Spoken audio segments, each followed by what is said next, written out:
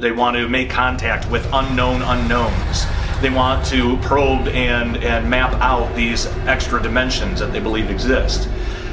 If they're able to do that, I think it's entirely possible that could be the fulfillment of Revelation 9. The most basic thing to say is that it's a demonic deception. It's a deception to try to convince Christians, or really just the world, that there is no God, aliens created us, and they're here to guide us on our spiritual evolution.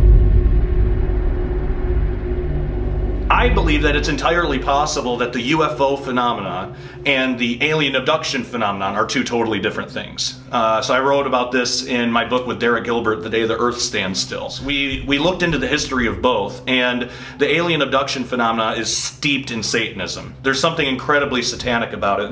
There are a lot of points of correlation between satanic ritual abuse and alien abduction.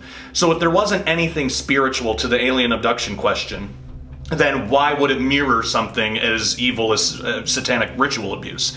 So there's something demonic going on there. For what purpose, I don't really know. There are other theories that say that these beings, these demonic beings, are trying to start Genesis 6 over again. So for those not familiar, Genesis 6 tells the story about how in the ancient past, this is even before the flood, that angels somehow took on some type of corporeal body and mated with women, and the children that was born from that unholy union were what's called the Nephilim, or they were giants. In Hebrew it's Nephilim, and when we read it in the King James Bible or most English Bibles it just says giants. But so it was this unholy union, this weird hybrid between angel and man, and it got so bad that that's actually why God had to send the flood. It got so bad that everybody in the world except for Noah, his sons and their wives, apparently, and Noah's wife, 8 people, were infected with this genetic hybridization, this mutation. It seems to say in Scripture that it got that bad, so God waited till the last second,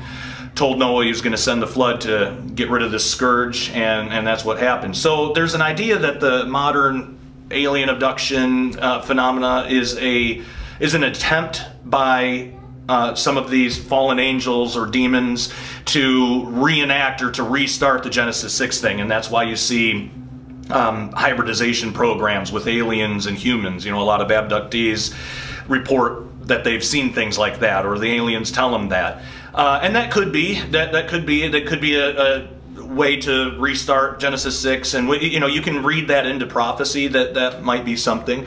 It's also entirely possible that the alien abduction phenomena is demonic, but the UFO thing is something different. There's 3 types of UFOs that's commonly reported. There's in my opinion, you can put any UFO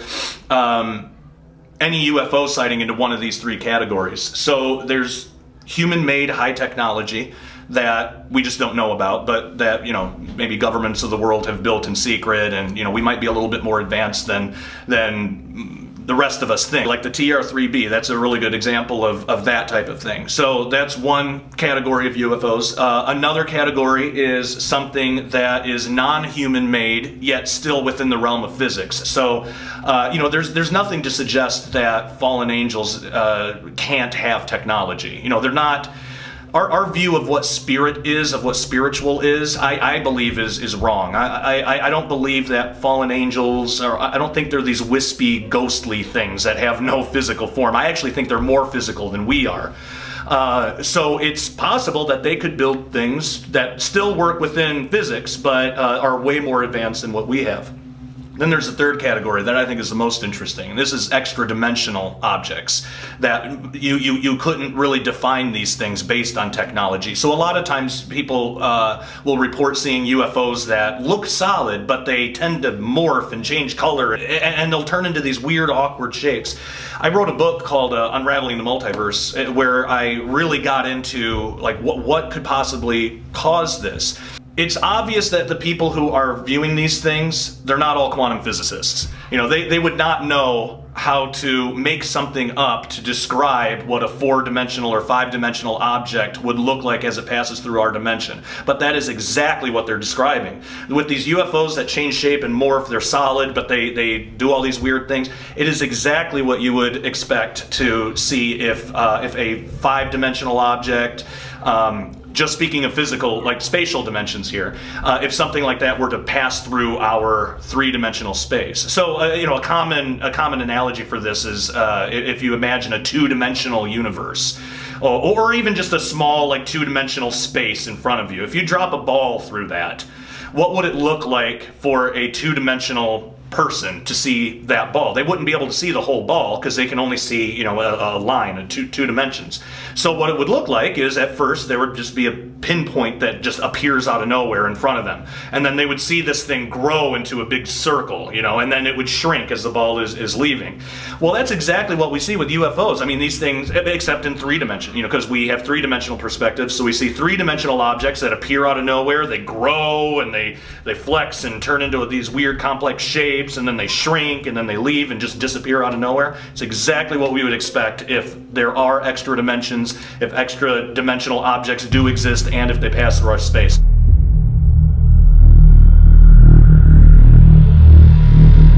CERN is a really interesting topic. It's something that I've researched a lot, I've studied for, I've even been interviewed on the History Channel because of it, and it's really interesting, but there's a scientific basis for it, but then there's a metaphysical basis for it too, because it's really mysterious. Bare bones, just what CERN is an organizing body that decides what to do with a machine called the Large Hadron Collider, which is basically a big particle accelerator. They smash particles together, and then they look at the explosions and they basically see what happens.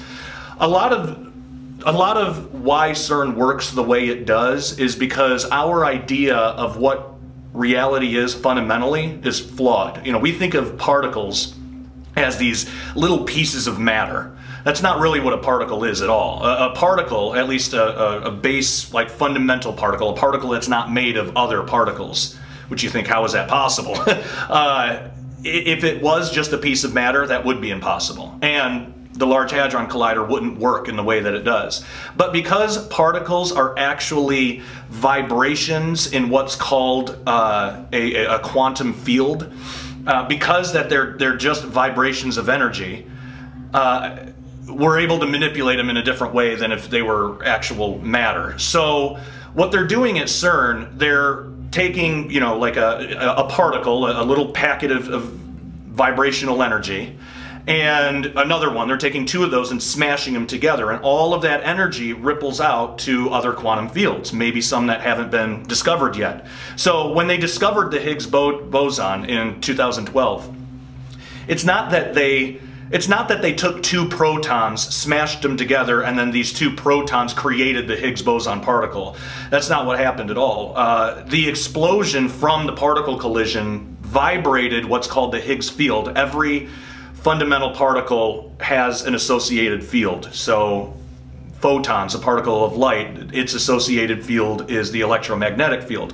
When the electromagnetic field vibrates in one point, that is a photon. That vibration is a photon. That is light.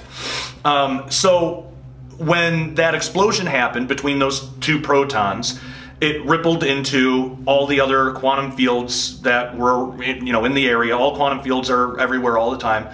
It vibrated the Higgs boson enough where they were able to measure that vibration, and it was the Higgs particle, the Higgs boson particle, which hadn't been discovered before.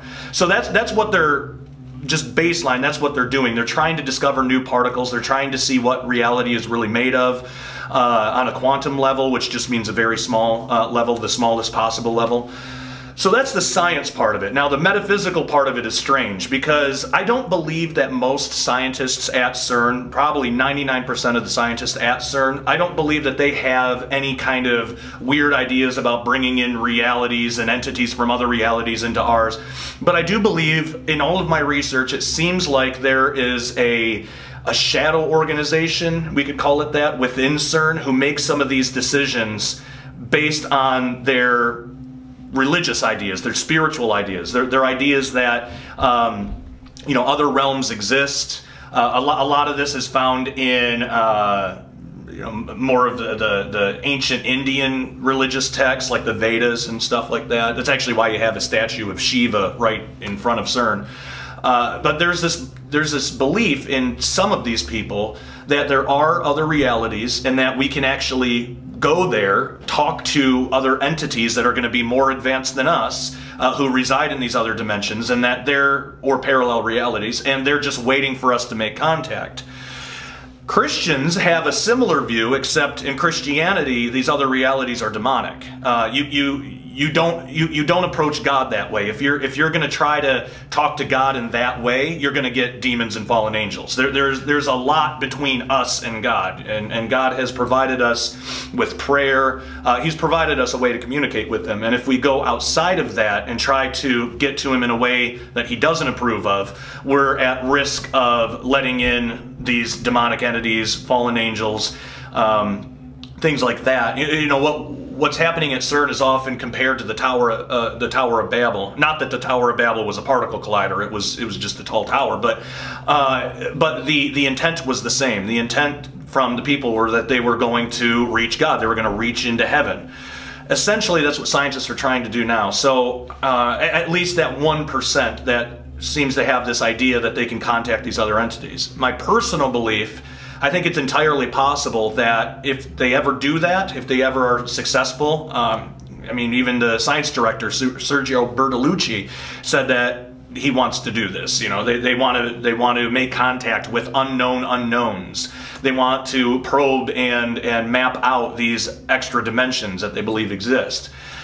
If they're able to do that, I think it's entirely possible that could be the fulfillment of Revelation 9, where the bottomless pit opens up. Who knows exactly what that is? That could be metaphorical language for an interdimensional doorway. And all of a sudden, these demonic locust-like entities come out and start basically torturing everybody. And they have a demonic king above them called Abaddon or Apollyon, depending on the language, Hebrew and Greek. So there's a lot of bad stuff that could be unleashed if they're actually successful. That could be the fulfillment of Revelation 9. Maybe not, but it's at least a possibility.